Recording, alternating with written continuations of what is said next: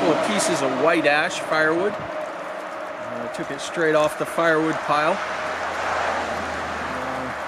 It's getting close to ice fishing season, and I've always wanted to build an ice fishing rod. So got a couple of nice pieces of dry firewood, and I think we're going to go ahead and tackle that project.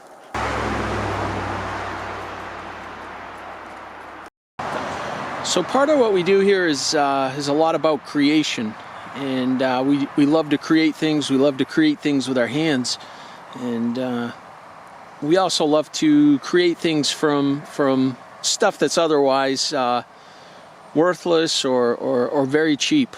A lot of the carvings are done out of pine. Our pine logs are rejected from the mill.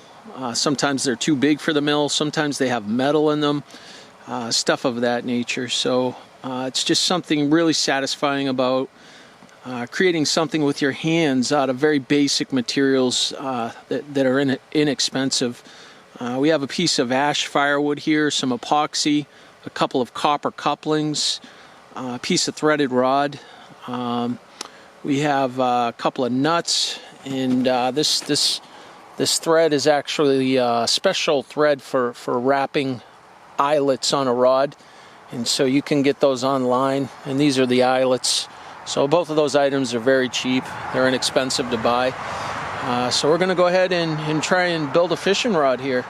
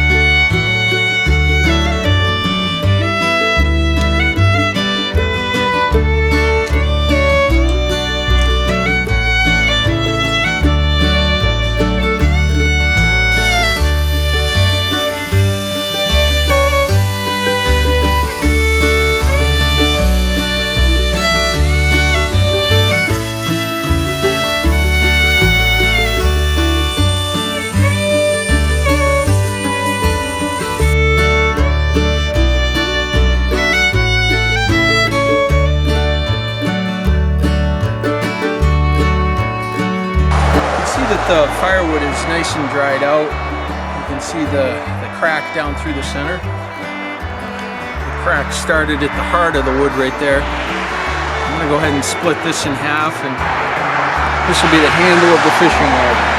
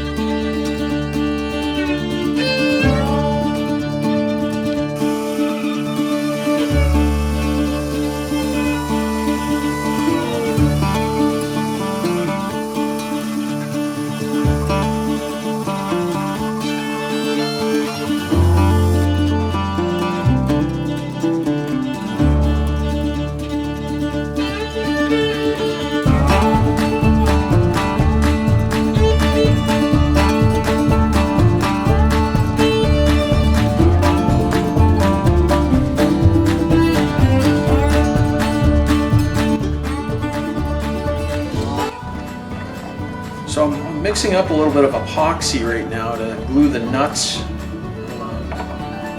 onto the wood so that they can go onto the threaded rod. But what I've done is just taken a little bit of grease. That's what the red stuff is on here.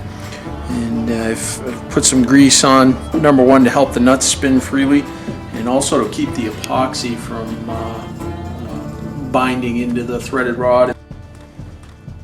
I'm gonna be real careful about epoxying these nuts in. This is 5-minute epoxy, and I'm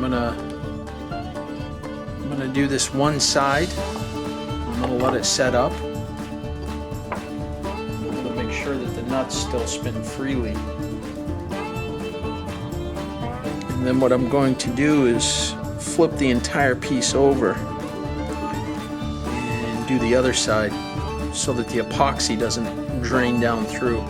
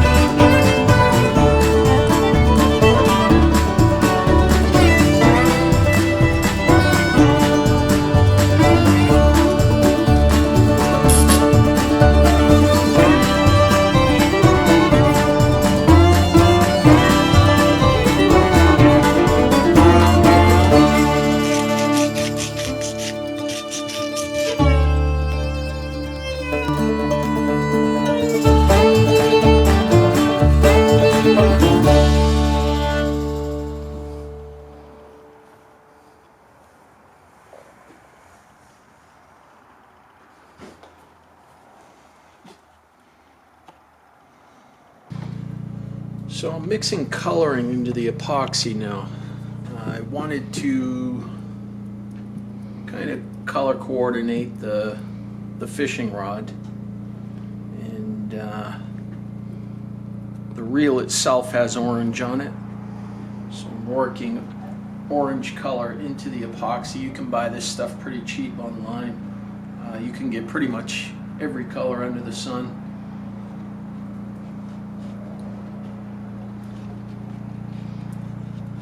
Like I said, my reel that I'm putting on this pole has some orange coloring, so it works really nicely with the copper. And you could color coordinate your rod differently. I have orange thread to wrap the eyelets onto the rod. But again, if you have a blue rod, you could do everything blue.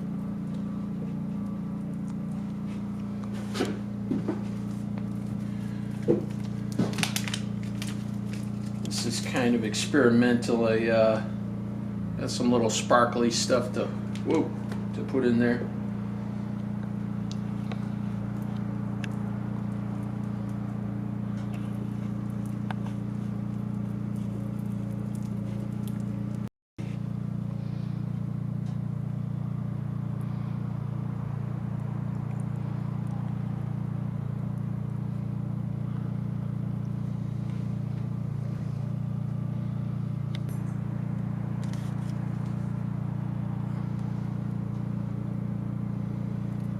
This tape just kind of holds the epoxy in place so it doesn't drain out.